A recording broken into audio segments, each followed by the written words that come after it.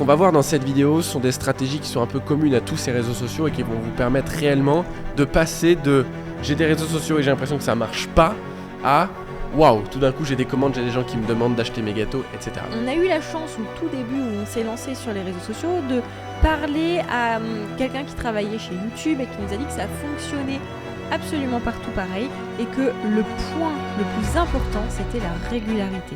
Nous on a eu des moments dans notre entreprise où on a décidé d'arrêter un petit peu les réseaux sociaux parce qu'on avait mis le focus sur d'autres choses.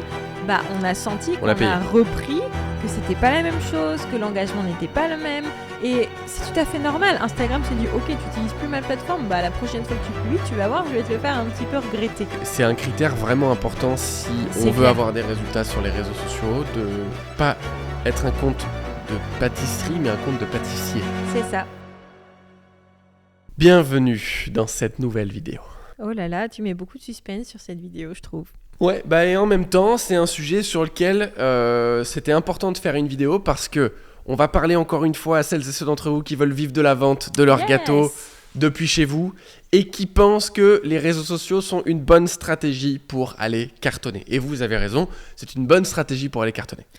On vous laisse regarder un petit peu sur cette chaîne un peu partout. On a fait une vidéo sur justement qu'est-ce que peut vous apporter les réseaux sociaux. Je pense que c'est important de mettre ça en place avec d'autres stratégies, de ne pas faire que les réseaux sociaux parce que c'est plutôt une stratégie long terme. Mais en tout cas, on va un petit peu zoomer sur quelle stratégie opter pour les réseaux sociaux aujourd'hui. Donc les réseaux sociaux, on parle surtout ici d'Instagram. Je trouve que c'est le réseau social aujourd'hui qui permet d'avoir une bonne visibilité, surtout pour tous les métiers de bouche, tout ce qui est pâtisserie, tout ce qui est cuisine, ça cartonne quand même, évidemment avec duplication sur TikTok. C'est ce que j'allais dire, aujourd'hui le multiplateforme c'est quand même super intéressant, on peut quasiment publier les mêmes contenus en short YouTube, en réel Insta, en contenu TikTok, je sais qu'il y en a qui fonctionnent avec Snapchat, dans tous les cas, ce qu'on va voir dans cette vidéo sont des stratégies qui sont un peu communes à tous ces réseaux sociaux et qui vont vous permettre réellement de passer de j'ai des réseaux sociaux et j'ai l'impression que ça marche pas à waouh, tout d'un coup j'ai des commandes, j'ai des gens qui me demandent d'acheter mes gâteaux, etc. Donc on va voir ça à l'intérieur de cette vidéo et on va prendre quelques exemples, notamment les meilleurs aujourd'hui sur les réseaux sociaux, les meilleurs pâtissiers sur les réseaux sociaux, qui sont Cédric Grolet et Amaury Guichon, qui à mon sens aujourd'hui, et leur nombre d'abonnés le prouve, qui sont les meilleurs sur les réseaux sociaux. Ouais, et le premier conseil qu'on peut donner sur les réseaux sociaux, c'est la régularité. On a eu la chance au tout début où on s'est lancé sur les réseaux sociaux de parler à quelqu'un qui travaillait chez YouTube et qui nous a dit que ça fonctionnait absolument partout pareil et que le point le plus important c'était la régularité. Alors qu'est-ce qu'il entendait par la régularité ? Il a dit je m'en fiche que vous postiez qu'une fois par semaine tant que vous postiez toutes les semaines. Par contre, il nous a quand même signifié que plus on allait poster, plus on aurait de visibilité. Il faut vraiment voir le réseau social comme une petite bête qui va proposer des nouvelles choses et lui, ce qu'il veut le plus, c'est que vous utilisiez au maximum la plateforme. Et plus vous allez utiliser la plateforme, plus vous allez utiliser tout ce qu'il propose comme fonctionnalité, plus il sera content. Il faut vraiment utiliser les réseaux sociaux comme une relation d'entrepreneur à entrepreneur en fait. Et se mettre à la place d'Instagram, à la place de YouTube, à la place de TikTok et se dire qu'est-ce qu'il veut ? Si j'avais créé Instagram, j'aimerais que le créateur de contenu se comporte comment ? Et comportez-vous comme ça, exactement. Instagram, ils veulent le plus de personnes sur l'application chaque jour à regarder du nouveau contenu. Donc, au plus, il y en a qui disent mais combien il faut publier ? C'est quoi le max que tu peux publier sainement et publie ça. Déjà, il n'y a pas de nombre. Au plus tu publies, au mieux c'est. Aujourd'hui les Américains qui sont les leaders du marché, ils publient 5 fois par jour. Parce qu'eux, ils ont décidé que c'était leur focus. Et est-ce qu'ils grandissent plus vite que les autres ? Oui. Ouais. Si tu publies 5 fois par jour, tu vas grandir plus vite que les autres. Ça, c'est une certitude. Donc, il n'y a pas de réponse à la question combien de fois il faut publier par semaine. La réponse, c'est publie le plus que tu peux faire maintenant. En pensant à ta régularité. Te mets pas un rythme que tu peux pas tenir. C'est ça. Et donc, privilégie la régularité quand même à la quantité. Et va chercher un rythme que tu es capable de tenir sur le long terme. C'est quoi le long terme ? C'est ad vitam aeternam. Concrètement, c'est ça. Tant que tu veux ton entreprise, il va falloir continuer. Tant que tu veux que ton entreprise fleurisse. Nous, on a eu des moments dans notre entreprise où on a décidé d'arrêter un petit peu les réseaux sociaux parce qu'on avait mis le focus sur d'autres choses. on a senti qu'on a repris, que c'était pas la même chose, que l'engagement n'était pas le même. Et c'est tout à fait normal. Instagram s'est dit, ok, tu n'utilises plus ma plateforme, la prochaine fois que tu publies, tu vas voir, je vais te le faire un petit peu regretter. Ouais. Et il y a quand même ce côté où il est un peu rancunier et il faut continuer, persévérer si vous faites des pauses, mais c'est vraiment pas recommandé de le faire. Il y a des gens qui ont commencé des comptes Instagram il y a 1 an, il y a 2 ans et qui ont fait un peu n'importe quoi et qui vont se poser peut-être la question, est-ce qu'il faut que je reprenne un compte de zéro ? Moi, je pense que oui. Il faut reprendre le compte de zéro parce que l'algorithme, il est complètement éclaté. Si vous avez moins de 5000 abonnés, vous reprenez à zéro. Okay, vous reprenez à zéro et on recrée une communauté qui va partir très très vite. Je pense à Adrien qu'on coach là, dans vraiment un coaching purement business, qui a fait ses 100 000 premiers abonnés en 22 jours. Parce qu'il a été 100 000 hyper régulier. 100 000. Là, il a 300 000 aujourd'hui. Ça lui a pris 1 an et demi, je crois, 300 000. Mais les 100 premiers 1000 en 22 jours. Parce qu'il a mis une super stratégie en place dès le départ. Il a publié extrêmement régulièrement. Et ça a pris direct. Donc, on peut très vite reprendre des abonnés. Ouais. C'est pas un problème en appliquant la bonne stratégie. Donc, numéro 1, régularité. Numéro 2, je dirais, poster quelque chose qui intéresse réellement les gens. Et aujourd'hui, on le voit sur les réseaux sociaux, les gens ne regardent plus des photos. Okay. On voit beaucoup de gens qui ont un compte Instagram rempli de photos de leur gâteau. Mais ça ne marche pas. Ouais, il y a ce côté-là où dès qu'Instagram va sortir une nouvelle fonctionnalité, il aime la mettre en avant. Je me souviens que quand il a sorti l'onglet questions, et toutes les personnes qui mettaient le truc questions en story avaient beaucoup plus de visibilité, beaucoup plus de réponses. Non seulement en fait l'utilisateur aime bien utiliser ce qui est nouveau, mais Instagram met aussi en avant par rapport à son algorithme. Donc la première chose à faire, c'est se dire qu'est-ce qui a été sorti en dernier comme fonctionnalité par Instagram. Et là, pour le coup, c'était les Reels, les réels, pour ceux qui parlent comme moi, et tout ce qui est format vidéo. Deuxième chose, quand vous ne savez pas trop quoi publier, regardez les plus gros comptes. Ici, vous pouvez regarder Cédric Grolet, Amaury Guichon. Qu'est-ce qu'ils font ? Est-ce qu'ils postent des photos ? Non, pas du tout. Et non, ils postent des vidéos. Donc l'idée, c'est n'essayez pas de réinventer la roue, prenez ce qui fonctionne et faites-le à votre sauce. Et pour aller encore plus loin dans quel type de vidéo faire, parce que, et là, ça va pas plaire à tout le monde ce qu'on va dire, mais il faut se montrer. Il faut se montrer. Je sais que c'est pas facile du tout pour tout le monde d'aller se montrer sur les réseaux sociaux. On a peur de la critique. On a peur de se faire critiquer, on a peur de se faire juger, mais si on regarde Amaury et Cédric Grolet, ils se montrent sur leurs vidéos, ils le font pas par hasard, ils le font pas parce qu'ils sont égocentriques ou je sais pas quoi, ils le font parce qu'ils savent que c'est un moyen de voir que c'est pas juste un gâteau, il y a un humain derrière. Et on reconnaît aussi la personne après. Quand il y a une nouvelle vidéo, on se dit « Ah, lui, je le connais, je l'aime bien » et c'est comme ça que la mayonnaise prend. C'est comme ça qu'on peut créer une relation avec les gens, même si on est à écran interposé. D'ailleurs, Cédric Grolet, il est encore plus loin, c'est-à-dire que maintenant, à la fin de ses vidéos, je sais pas si vous avez remarqué, vous à la maison qui regardez, c'est réel, mais il va carrément donner le gâteau aux gens qui font la queue devant la boutique pour montrer même qu'il y a une vraie connexion entre lui et les gens et qu'il est accessible.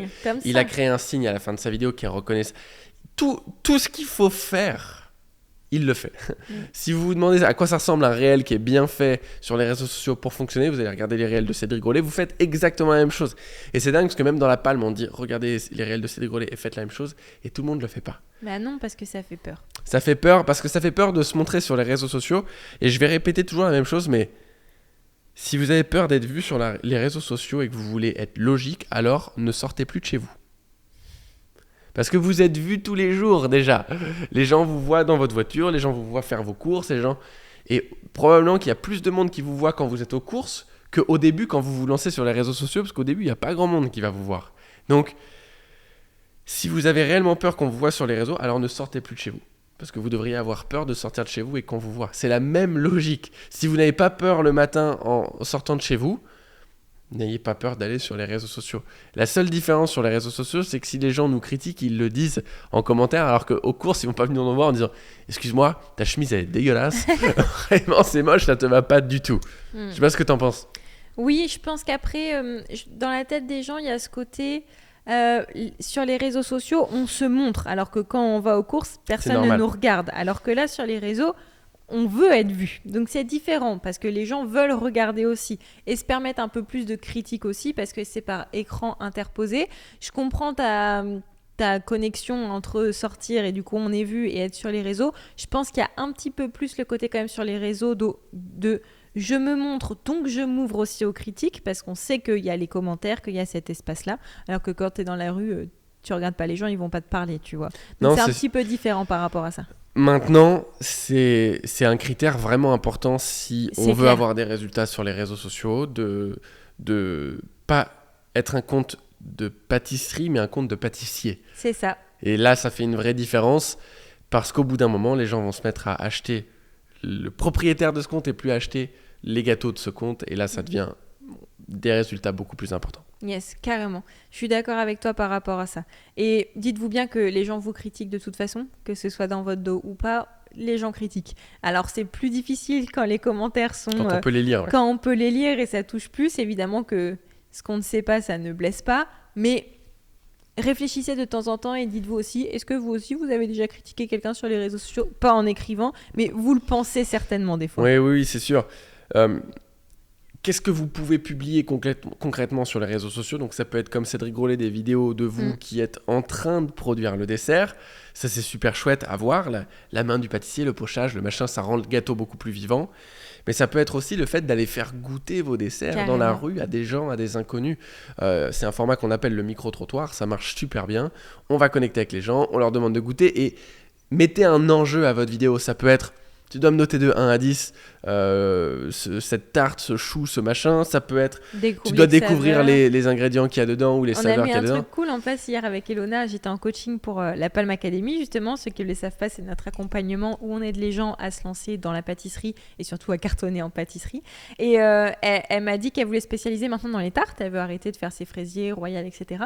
Et elle me dit, mais dans ma ville, en fait, il n'y a qu'une autre personne qui fait des tartes et c'est une chaîne où c'est tout surgelé, etc. Je dis, bah écoute, t'en achètes, tu vas dans la rue, tu fais déguster à l'aveugle ta tarte choco et sa tarte choco, imaginons que c'est une tarte choco ou fraisier ou peu importe, et tu leur demandes laquelle est la meilleure. Ouais. Et je pense qu'il n'y aura pas photo, parce que quand tu me fais manger du surgelé avec des mauvaises fraises et une très bonne pâtisserie maison, il n'y a pas photo. Et est-ce que ça va interpeller sur les réseaux? Oui. Par contre, on fait attention de ne pas mettre le nom de la pâtisserie concurrente, parce que là, ce ne serait pas très très gentil. Mais en tout cas, il y a plein de choses que vous pouvez faire pour vous amuser sur les réseaux sociaux et pour créer un engagement aussi avec les personnes qui vont vous regarder. Et je pense que ça, c'est hyper important de réfléchir à la vidéo, pas juste en mode « je vais montrer ce que je fais comme pâtisserie », mais je vais aller mettre de l'enjeu, je vais aller mettre du jeu aussi, parce que l'entrepreneuriat, ça va vous demander d'utiliser du fun si vous voulez que vous aussi ce soit fun et pour les gens que ce soit fun de vous suivre. Donc, essayez de créer du jeu, de l'enjeu dans vos vidéos. Dernier petit tips aussi peut-être, c'est utiliser les dernières musiques qui sont trendy et qui sont mises en avant par Instagram. L'algorithme fait très bien fonctionner les posts avec des musiques qui sont trendy. Absolument. Si vous ne savez pas quelle musique c'est, allez voir les réels de Cédric Grolet. Je pense que pour la vidéo du jour, c'est déjà pas mal d'informations. Il y a plein d'autres choses qu'on aimerait dire sur les réseaux sociaux. On ne va pas les faire aujourd'hui parce qu'au plus on vous donne d'infos, au plus on se donne des chances que vous ne les mettiez pas en place parce que ça vous paraît être une montagne. Déjà, mettez ça en place. Prenez une décision entre vous et vous-même d'aller essayer de mettre ça en place pour voir ce que ça donne. Et on vous produira des nouvelles vidéos sur le sujet des réseaux sociaux pour vous expliquer d'autres leviers que vous pouvez mettre en place pour aller cartonner sur les réseaux sociaux. Si vous savez déjà que vous voulez vivre de la vente de vos gâteaux et que vous ne savez pas comment mettre tout ça en place, que ce soit les réseaux sociaux ou toutes les autres stratégies, comment on fait des ciblages clients, les gammes signatures et surtout quelles sont les étapes et quel est le bon ordre pour réaliser tout ça, on vous propose de prendre un appel avec un membre de notre équipe. Cet appel, il est là pour vous aider, mais aussi pour savoir si vous êtes un bon candidat pour vous comme pour nous, pour rentrer dans la Palme Academy et être accompagné sur le long terme pour faire cartonner votre entreprise de vente de gâteaux depuis chez vous.